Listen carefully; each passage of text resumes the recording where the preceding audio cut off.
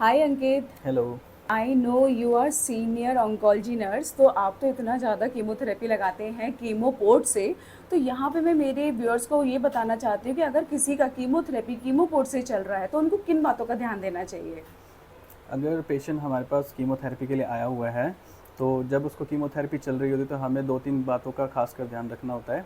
अगर पेशेंट को जब कीमोपोर्ट निडल इंसर्ट करते हैं, तब हमें उसका बैक फ्लो और फॉरवर्ड फ्लो दोनों चेक करने होते हैं, ताकि हमारा जो भी फ्लूइड अगर इनकेस कीमो जा रही है तो अदर साइड नहीं जानी चाहिए, मतलब कीमोपोर्ट से हट के कहीं स्किन में नहीं जानी चाहिए, ताकि उसको बाद में कोई दिक्कत हो।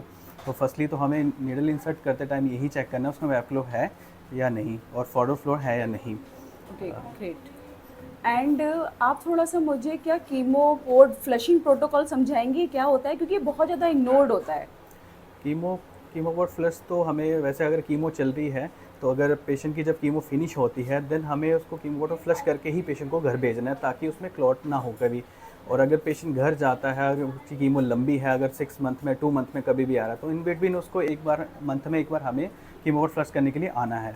ग्रेट। तो अंकित, क्या आप मुझे बताओगे कि कीमोपोर्ट फ्लश प्रोटोकॉल क्या होता है। कीमोपोर्ट फ्लश का प्रोटोकॉल, जब पेशेंट हमारे पास आता है, जब हम निडल इंसर्ट करते हैं, तब एक इंजेक्शन कैप फ्लश आता है जो कि डाइल्यूटेड होता है हेपारिन का।